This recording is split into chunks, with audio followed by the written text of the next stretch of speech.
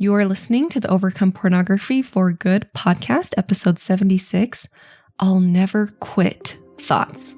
Welcome to the Overcome Pornography for Good podcast, where we take a research-based, trauma-informed, and results-focused approach to quitting porn. This approach has been revolutionary and changed thousands and thousands of lives. I'm your host, Sarah Brewer. Hey, you guys, welcome to the podcast episode this week. So glad you're here. It has been a really fun week. We just finished up our Overcome Your Most Difficult Urge workshop, and it was really fun. It was a blast. I really enjoyed it. I really enjoy those live events where I get to talk to a lot of you live and meet you and spend some time talking to you, even if it's through a screen. It's really fun. Maybe someday we'll do a live event if anyone's interested in attending those. We have a number of wins that I do want to share. We had quite a few people join the program over the past 3 weeks or so. And so a lot of the wins that I have here in my wins document, right? What I do is I document all the wins that I hear, and we use them to build energy in the program. We use them to share and to help other people. Like, we really try to create this win culture that's really important, especially with porn, right? Because a lot of the culture is, let's focus on what we're doing wrong and on how we're messing up. And instead we want to change that to, no, let's focus on what we're doing right. And I love the thought and I love the belief everything is working. And I'm overcoming porn right now, and it's all working, and it's all happening right now. And so we see that when we really start to retrain our brains to focus on the wins, oh my gosh, it's life-changing, it's game-changing, and this is for anything. So take this and apply it where it feels the most useful for you in your life. But I'm assuming if you're listening to the podcast, it would be most useful to apply that with pornography. But I mean, it can be with work, it can be with family. How can we just celebrate everything that is working, all the wins we're having? As you focus on that, you create more of that. When you focus on what you're doing wrong, you create more of that. So anyways, a number of the wins were epiphanies people have had with joining the program, and how joining the program has been a great jumpstart, and right, all these great things. But a couple specific ones I wanted to share. One person said, I had a win this week being able to see that processing urges is not as complicated as I was making it out to be. So now I find it easier to process urges that I get throughout the day. Yes, so good. If you've heard me talk, if you've been listening for a while, that term processing urges sounds familiar. When we're getting the hang of it, it sounds a little complicated, but then once you really practice and maybe get a little bit of feedback and learn it, it's very simple and very easy, right? Like typing. Remember when you were first learning how to type and you're like, wait, the letters aren't just in order. It's not A, B, C, D, E, F, G. You have to learn where they are. And now you type without even thinking about it. It's so natural and easy. It's the same with processing urges. And it's so much easier than using willpower, you guys. So much easier. The other one said, my greatest win this week is making the decision to join the program. I've had a lifelong struggle with body shame, which only in recent months I realized I had buffered with internet pornography for the past 25 years. I discovered Sarah's program through someone's recommendation on brainbuddy.com. After listening to all the podcasts, I knew that I had to just join the program. And then this is the one that I love. Overcoming porn is really about healing from shame. And that's my main goal, to heal from shame. So I love that. And I love that that's what this person recognizes for him, is that it is about healing shame, especially because so much of his porn use is linked to body shame, right? And what a beautiful thing that is to do for yourself, to like commit and be like, I am all in on healing myself from shame. Oh, I just get chills when I say that or when I think of that.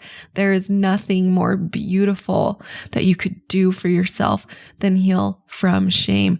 Maybe that's my purpose in life, you guys, is to just continue to preach this healing from shame. That's how I started in pornography, to be honest.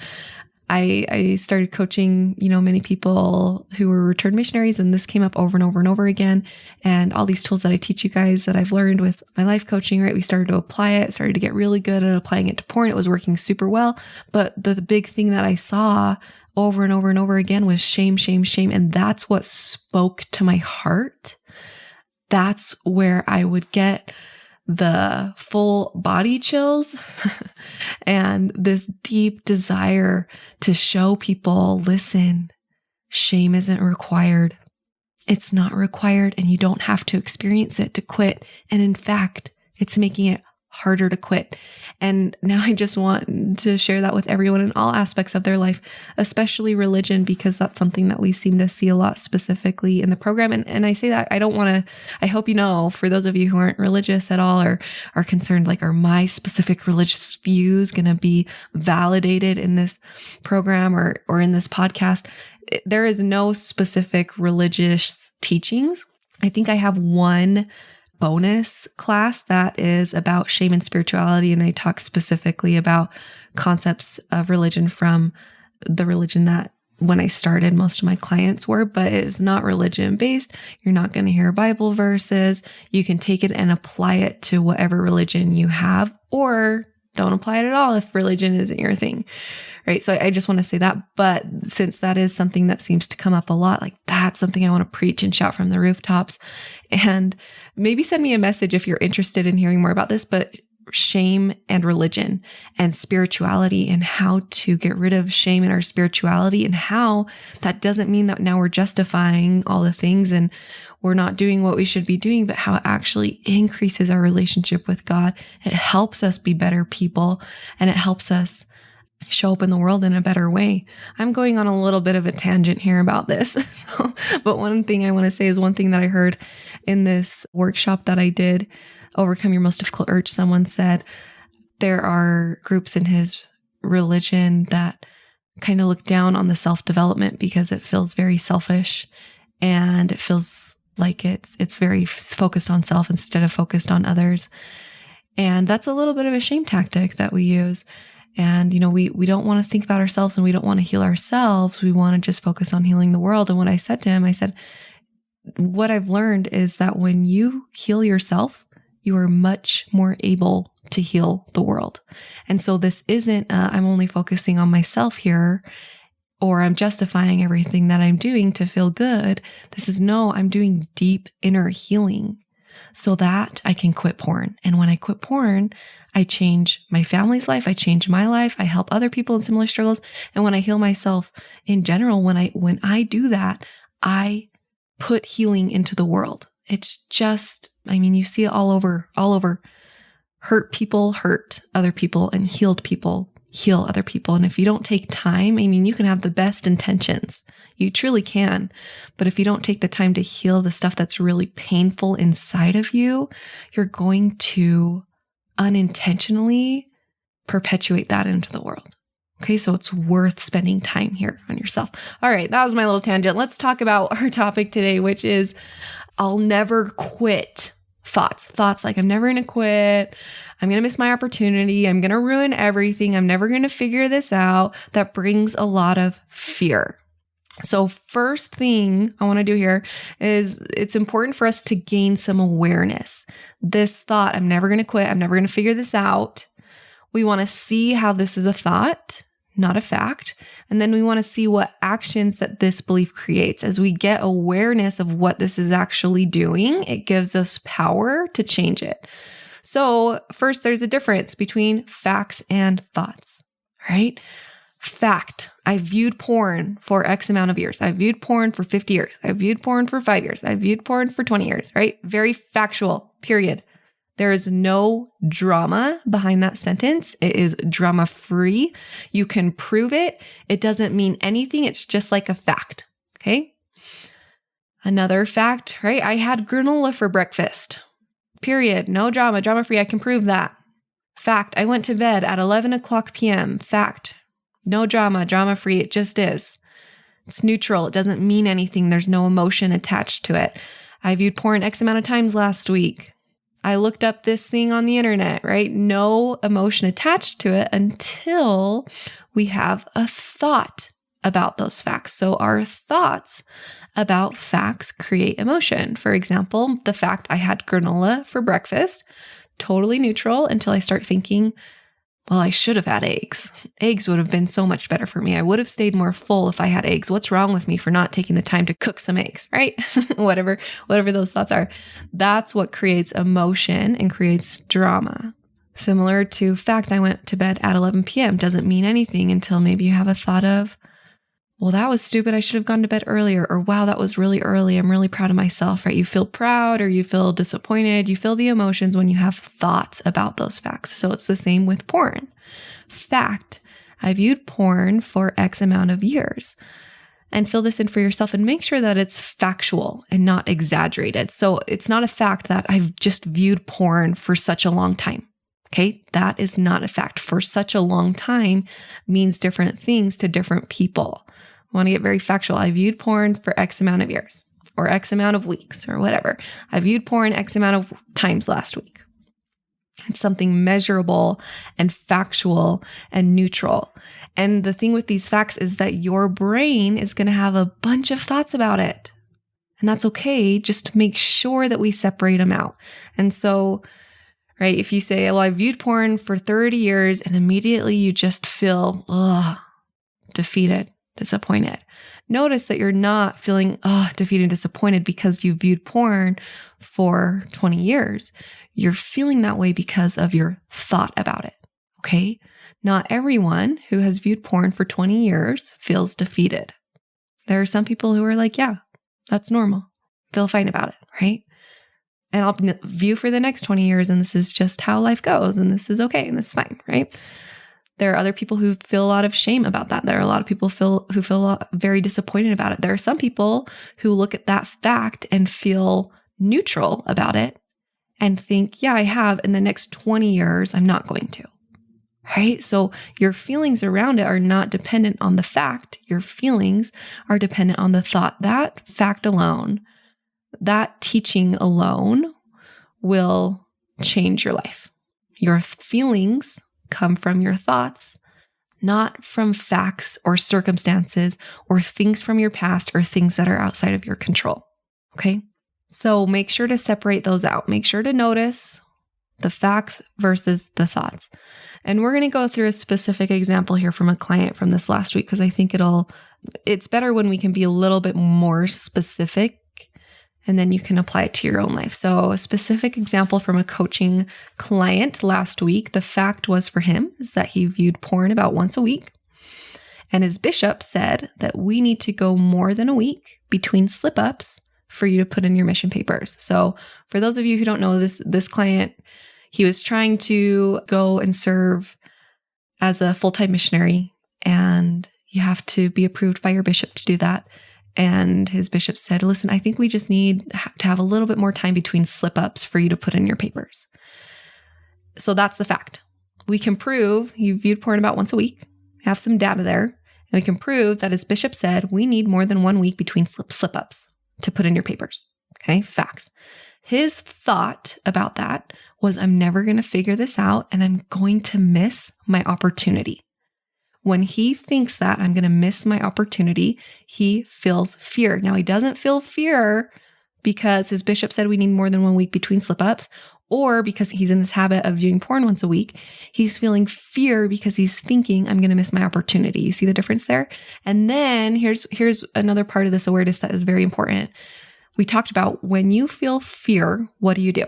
Very, very common. When we feel fear, you hide and avoid and you use willpower. And he said, and it typically leads to more porn use, or I just get very discouraged very easily.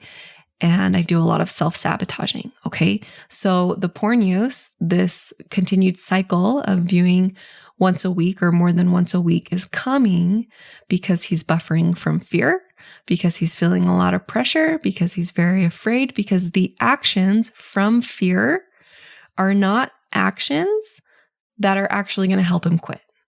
Right? So sometimes we think we need to scare ourselves out of quitting. And if that's you, if that's what you're thinking, I really want you to take some time and notice your brain and notice your body. Like when you are using fear tactics, how do you actually show up? How do you actually show up? Some people maybe are able to quit for a little bit of time, but not for long. Sometimes they're able to willpower themselves out of it, but we know that that's not a long-term solution. fear is not an adequate motivator. And for those of you who read the Bible, right, we know this. God has not given us the power of fear. Fear is not from God. Fear does not help us quit. This is very, very different. This is a very different technique than many of you have used for quitting porn. Many of you have used a lot of fear, thinking that it's required. But it's not, and it doesn't work. So that's the awareness part, okay? The fear is creating more porn use and creating more cycles of viewing every week. What's causing the fear isn't what his bishop said and isn't the porn use. What's causing the fear is the thought, I'm going to miss my opportunity. And so the solution to change this cycle, and let me speak just for another moment about the actions from fear. Instead, we want to think about what actions do we need to take to quit porn. So this person's in the program. They know that they need to come in and do the program work. They need to learn the skills. They need to process the urges, do all the stuff in the milestones. Knows he needs to do that. He's not doing that because he doesn't have emotion that is helping him do that, right? From fear, he does not come in and do program work. Emotion that would help him come in and do program work might be commitment or hope or confidence, right? Imagine if he felt certain and confident, of course I'm going to quit this. I just need to do the work. Easy, right? If he's feeling confident and certain, he's going to go and do the work. When he's feeling fearful and scared, he's not going to go in and do the work. So in order to change the cycle, we need to get out of the fear. In order to get out of the fear, we need to change the thought. Okay, the solution to getting out of the cycle isn't to just try to get more willpower and stop looking at porn less. That's not going to work. We've got to get to the root of it, which is this thought, I'm going to miss my opportunity, and the fear that's driving that action. Okay? So once we understand that, we can start chipping away at this thought a little bit. I'm going to miss my opportunity. So first thing first, recognize that's not a fact. In fact, that is a made up future that he has already decided about his missionary experience. Okay? It's not a fact that he's going to miss his opportunity. That's literally something that his brain is telling him. It's like he's using his imagination to decide that he's missed his opportunity when he hasn't. That's not a fact. It's actually pretty dramatic. And we laughed about this a little bit in a loving way. I say it's a little bit dramatic how our brains do this, right? It's like babies learning how to walk. I love this example. Imagine a baby learning how to walk and he keeps falling down, keeps falling down, keeps falling down. And eventually he's like, you know what? In order for me to run, I need to be able to take more than 5 steps in a row, but I've never done that before. I'm going to miss my opportunity. It's not going to work. I'm never going to be able to do it. I'm never going to be able to run with the other kids. I'm going to have to be stuck here crawling for the rest of my life. You would look at that baby and you'd be like, you're fine. You're fine. This is the normal process of learning how to walk is you fall down a bunch. Keep going. Of course you're going to learn how to walk. But this client, our brains do this, right? And this client is young, 19 years old, and has made this decision in his mind that no, he's going to miss his opportunity and he's not going to be able to figure it out for the rest of his life. It's the same thing with a baby. You'd look at that baby and you'd be like, you have 100 years. Of course you can figure this out. Now get up and let's go. So noticing that that's not a fact and it's a little bit of a dramatic thing that your brain is doing and maybe being, a little bit more kind and loving and not judging yourself for that thought, but just noticing how our brains like to be dramatic. It's also, another example I love is a marathon. Imagine if you started running and maybe you've been training for a marathon for a little while. And let's even say you've been training for a marathon for 5 years and you haven't been able to run more than 10 miles. Okay. First off, if that is happening, it's because you're obviously not training right. And you're probably very sporadic with your training. Maybe you run here or there. You're not really committed and you're not really doing the right things. That would be very obvious to you. But with pornography and quitting porn, we think, oh, I haven't been able to quit porn. There's something wrong with me and I'm never going to be able to do it. No, it's because you haven't been doing the right training. You haven't had the right skills and you haven't had the right coach to help you learn how to do it. Just like with running a marathon. Now, even if it has been 10 years that you've been trying, to give up and say, well, for the rest of my life, I'm never going to be able to learn how to run a marathon. It's just never going to happen for me. That would be ridiculous. Of course you could learn how to do that. Of course you could learn how to do that. Anyone listening to this podcast could learn how to run a marathon if you didn't give up and if you kept trying and if you pushed yourself, even if it took you a whole nother 10 years. Of course you could. It's not that complicated. You just have to be consistent and you have to have like a really good schedule and you've got to keep trying. And even if it takes you 10 years, and that is way long to learn how to run a marathon, it doesn't need to take you that long. But like, even if it did, you would still be able to learn how to do it. Okay. So that's the first thing we want to notice with these thoughts that are like, I'm never going to be able to figure this out. Notice that it's not a fact. And notice how it's a little bit dramatic. And I love the example of Quinn, who we did a podcast with recently, who was able to quit even after 50 years of porn use at 63. He stopped telling himself, oh, it's been too long and I'm 63 and I'm never going to be able to figure it out. And instead, he told himself, no, I've got plenty of time. I'm a human, which means that I can change. Humans are meant to change. My brain can still change. I can still rewire this brain.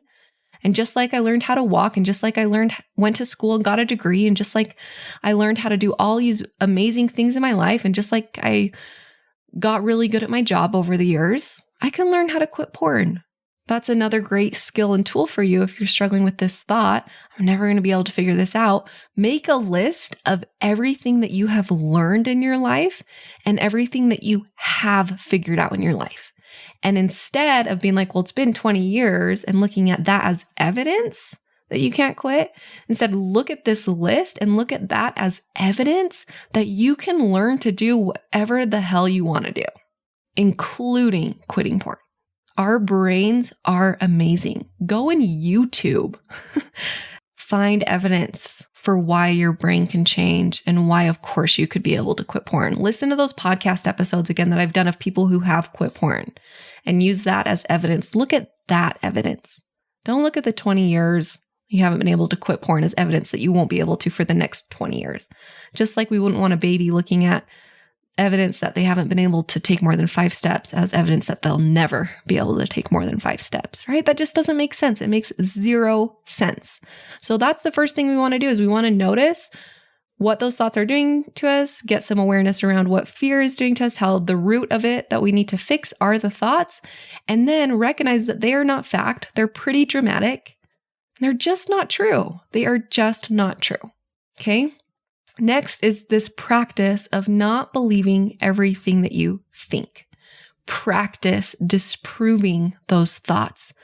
Kind of look at this like you're a lawyer.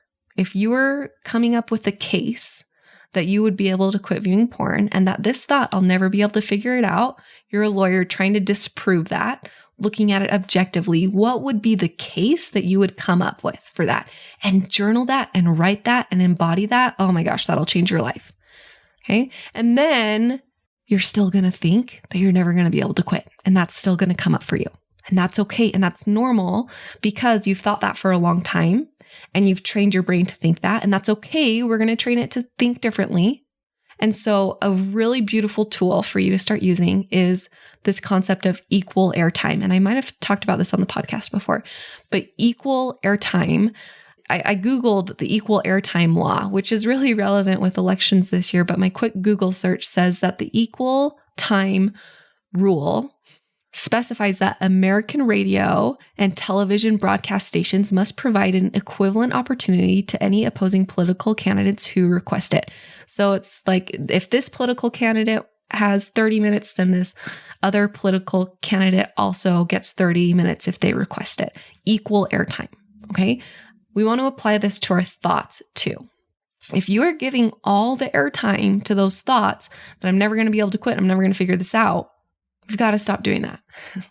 Why are we spending all of our time focused on that? That's not even what you want from your life, right? That's not even what you want from your life. So why are you focusing on that?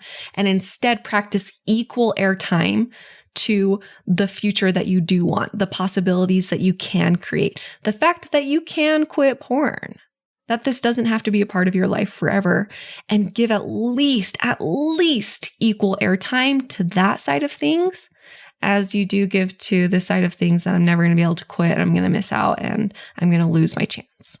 Okay, we have to be onto our thoughts and we've got to stop just believing everything that we think. We've got to stop letting them run crazy with these thoughts that I'm never going to be able to figure it out and I'm just stuck here forever. It's not true. It's not true. And I gave you a lot of tools here in this podcast to help you with that. So I hope that was helpful. All right, you guys, that's all I have for you this week. Come and join us in the program if you want to apply it deeper and if you want specific help from me and want to come in and join and do all the work and learn all the skills and have someone tell you exactly what to do so you can quit porn for good. We're here for you. We want to help you. All right, have a great week. We'll talk to you next week. Bye-bye. I want to invite you to come and listen to my free training called How to Quit Viewing Pornography, even if you've tried in the past. If you like the podcast, you will love this free training. We talk about, number one, how to not rely on willpower or phone filters so that you can actually stop wanting pornography. Number two, how to guarantee that you won't fail no matter how many times you've tried in the past. And number three, how to feel good about yourself while becoming someone who doesn't struggle with pornography. You can access this training at sarahbrewer.com/masterclass.